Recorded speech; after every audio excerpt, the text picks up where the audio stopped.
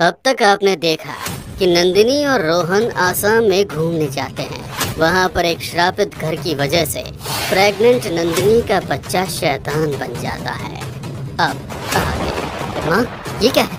कुछ मिनट पहले जन्म हुआ बच्चा इस तरह की हरकत कैसे कर सकता है? और ये तो बैठा हुआ है। बच्चा बैठ सकता है क्या? क्योंकि ये आम बच्चा नहीं बल्कि शैतान है। मैंने तुम लोगों से मना किया था, मगर मेरी एक बात नहीं मानी।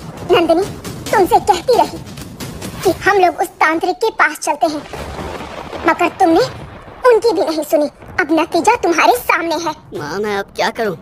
रोहन और उसकी माँ दोनों बातें ही कर रहे थे कि वो शैतान आगे बढ़कर नंदिनी के बहते हुए खून को चाटते हुए उसके पैरों को चबाने लगा। नंदिनी दर्द से चिल्ला उठी, छोड़ दे उसे, मैं तुझे ही खत्म कर देता हूँ, पूरी समस्या खत्म हो जाएगी। कहते हुए रोहन ने उस बच्चे को उठाकर जमीन पर फेंक मारा, मगर वो बच्चा हवा में ही उड़ रहा था। मुझे कोई नहीं मार सकता, मुझे मारना आसान नहीं है। मैं बहुत दिनों से दोबारा जन्म लेने के लिए एक माँ की कोख की तलाश कर रहा था, मगर हर बार कोई ना कोई रुकावट आ जाती है। इस बार कोई भी रुकावट नहीं आई। मुझे अब कोई नहीं रोक सकता, कोई नहीं। कहते हुए वो रोहन के आसपास चक्कर लगा रहा था। तभी अचानक एक तांत्रिक वहां आया और उसने उस बच्चे के आसपास काले धागे को लपेट दिया। खुद को बंधन में बंधे देख वो उस धागे को तोड़ने के लिए जोर लगाने लगा, मगर वो नाकामयाब हो गया। तू चाहे जितना जोर लगा ले, मेरी ताकत के आगे तू हमेशा कमजोर रहेगा। मेरे बंधनों से तुझे कभी मुक्ति नहीं मिलेगी। क्या कहा? तेरे बंधनों से मुझे मुक्ति नहीं मिलेगी? ये तो मेरे लिए अब बाएं हाथ का खेल हो गया है। बार बार मेरे जन्म लेने की कोशिश और तू मुझे मार देता था। हर बार मैं तुझसे 2 कदम पीछे रहा, मगर अब नहीं। अब तक मुझे शरीर नहीं मिला था, मगर अब शरीर मिल चुका है। मुझे कोई नहीं हरा सकता। कहते हुए उस बच्चे ने उसे धागे को तोड़ दिया और वहाँ से अदृश्य हो गया। नामुमकिन, इस बंधन को तोड़कर वो कहाँ चला गया? अब उसे ढूंढना मुश्किल होगा। बाबा, ये सब क्या है और आप कौन हैं? यहाँ अचानक कैसे आ गए? आप लोग मुझे नहीं जानते, पर मैं आप लोगों पर पिछले 7 महीने से नजर रखे हुए था, मगर आप लोगों की इजाजत के बिना मैं आपके होने वाले बच्चे को नुकसान पहुँचा तो वो मेरे गुरु की दी हुई शिक्षा के विरुद्ध होगा। मुझे उस लड़के ने जब सब कुछ बताया तब तक आप असम से निकल चुके थे। जब मुझे उस रात होटल में जो कुछ भी हुआ उसके बारे में पता चला, उस शैतान को रोकने की कोशिश कर रहा था, मगर हर बार नाकामयाब रहा। आज भी नाकामयाबी हाथ लगी। मगर ये क्या बला है और इसका मकसद क्या है? इसे एक तांत्रिक कह लो या शैतान, उसकी भटकती हुई आत्मा है। मेरे गुरुजी और इसने साथ ही में शिक्षा ग्रहण की थी, मगर इसका शिक्षा ग्रहण करने का उद्देश्य इस दुनिया पर राज करना था। ये अपनी शक्तियों से लोगों को गुलाम बनाता था, मगर बुराई हमेशा अच्छाई से हार ही जाती है। ठीक ऐसा ही इसके साथ हुआ और इसके चले हुए हर दाव का तोड़ मेरे गुरुजी के पास था, मगर फिर उसने अपने शरीर को कहीं छुपा दिया और सिर्फ आत्मा के जरिए लोगों को परेशान करता रहा। गुरुजी ने उसकी आत्मा को उसी के घर में कैद कर दिया और बिना शरीर का बंधन दे दिया। बंधन में बंधी हुई वो आत्मा बिना शरीर के ही रह रही थी। उसकी आत्मा पिछले 70 सालों से उस घर के तहखाने में कैद थी, जिसे अपने लिए शरीर का इंतजार था। उसका इंतजार पूरा हुआ।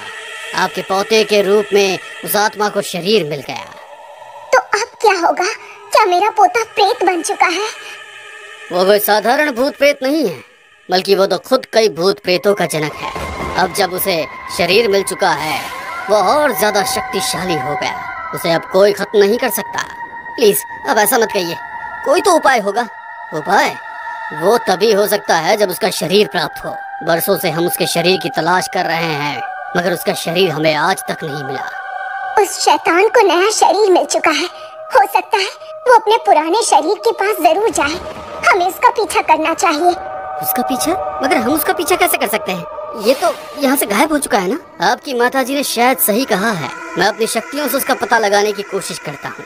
कहते हुए तांत्रिक ने अपनी आँखों को बंद किया और उस शैतान तक पहुँचने की कोशिश करने लगा। जल्दी उसे वो बच्चा उसी घर के अंदर नजर आया जिस घर के अंदर उसकी आत्मा को कैद किया गया था। उस बच्चे की शक्ल बहुत भयानक हो चुकी थी। तांत्रिक, तू क्या सोच रहा है? मेरे पुराने शरीर के पास पहुंचकर मुझे नष्ट कर देगा? मगर मुझे नया शरीर मिल चुका है। मुझे अपने पुराने शरीर की कोई जरूरत नहीं है। मुझे अपना राज कायम रखने के लिए कोई नहीं रोक सकता, कोई भी नहीं। समझा? उसकी बात सुनकर शांति के चेहरे पर मुस्कुराहट आ गई, जिसे देख रोहन गुस्से में बोला, हम लोग इतनी बड़ी परेशानी में हैं और आपके चेहरे पर ये हंसी क्यों? ये हंसी नहीं बल्कि विश्वास है कि मैं अब भी उसे हरा सकता हूँ। हम लोगों को जल्द ही आसाम चलना होगा। वो वापस अपनी जन्मभूमि में लौट चुका है। तांत्रिक के कहने पर रोहन और उसकी माँ दोनों तांत्रिक के साथ आसाम के लिए निकल गए। माँ, आपका वहाँ पर जाना ठीक नहीं होगा। आप होटल में ही हमारा इंतजार कीजिए।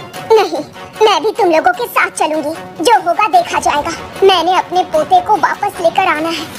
सब लोग अब उस घर के बाहर खड़े थे। बरसों से बंद किसी भयानक खंडर की तरह लग रहा था। उसे घर के भीतर दाखिल हुए मानो एक भूचाल आ गया। पूरा घर हिल रहा था। घर की सारी चीज जमीन पर गिरने लगी। खिड़की, दरवाजा अपने आप बंद हो रहे थे। बाहर जानवरों ने रोना शुरू कर दिया। घर पूरी तरह से ठंडा था। गर्मी में वो लोग उस घर के भीतर भी कांप रहे थे। ये सब कुछ उसका छलावा है। यदि हम लोग डर गए तो वो हम पर हावी हो जाएगा। आप दोनों बस एक दूसरे का हाथ पकड़कर साथ में रहिए, बाकी मैं देख लूंगा। कहते हुए तांत्रिक ने अपने झोले के अंदर हाथ डाला और उसके अंदर से 4-5 नींबू निकाले। वो हर नींबू के ऊपर कुछ मंत्र बोलते हुए लौंग लगाते जा रहा था। जैसे ही सारे नींबू में लौंग लगी, उसने नींबू को जमीन पर छोड़ दिया। देखते ही देखते नींबू का रंग हरे से लाल में बदलने लगा और नींबू एक दिशा की तरफ भाग रहे थे। उस तरफ चलो, हमें वहीं पर कुछ मिल सकता है। नींबू एक कमरे के भीतर जाकर रुक गए। वो लोग उस कमरे के अंदर गए तो वहाँ पर अजीब सी धुंध हो रखी थी। उस धुंध में सांस लेना मुश्किल हो रहा था।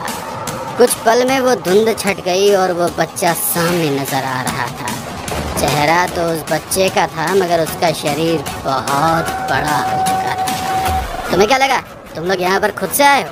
नहीं, तुम यहाँ पर मेरी मर्जी से आए हो। अगर अब यहाँ से वापस नहीं जा सकते, तुम लोगों को अब यहीं कैद रहना होगा। कहते हुए उस बच्चे ने अपने हाथ हवा में उठाए तो रोहन और उसकी माँ दोनों हवा में लटक गए थे। उनका शरीर जंजीरों से बंधा था, मगर वो तांत्रिक अभी भी स्वतंत्र होकर वहीं जमीन पर खड़ा था। ये देख वो बच्चा हैरान रह गया। उसने दोबारा कोशिश की, मगर तांत्रिक अभी भी जमीन पर ही खड़ा था। बुराई कितनी भी कोशिश कर ले, हमेशा अच्छाई से हार जाती है। शैतान की सत्ता से ऊपर ईश्वर की सत्ता है। ईश्वर हमें यहाँ तक तो लेकर आया है, तो रास्ता भी वही बताएगा। कहते हुए तांत्रिक अपने गुरु को याद करने लगा। एक रोशनी चमकी और उसके गुरुजी उसे नजर आने लगे। उन्होंने दीवार की ओर देखा और इशारा किया। वहाँ चलचित्र की तरह सब साफ नजर आ रहा था। उसके घर के बगीचे में ही उसका शरीर दफन था। देखते ही देखते उसके शरीर में आग लग चुकी। तांत्रिक अपने गुरु का इशारा समझ गया और ईश्वर का ध्यान करते हुए तुरंत बगीचे में पहुंचा। उसके शरीर को जमीन से बाहर निकाला। वो शैतान उसे रोकने की कोशिश कर रहा था, मगर कोई अदृश्य ताकत के आगे वो लाचार हो गया।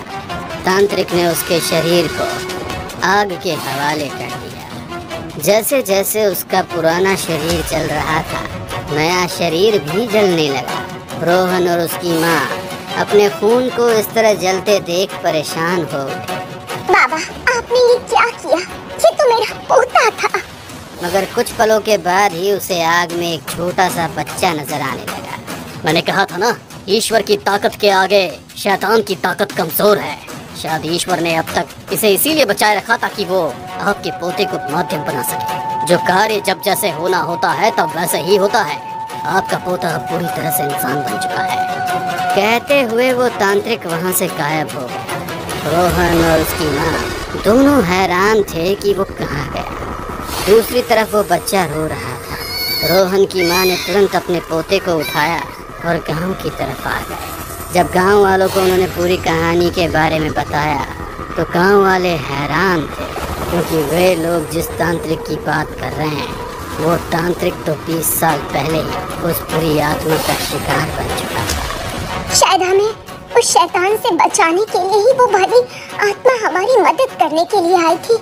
ईश्वर उनकी आत्माओं को शांति दे। गांव वाले अब खुश थे, क्योंकि उन्हें अब उस शैतान से कोई डर नहीं था।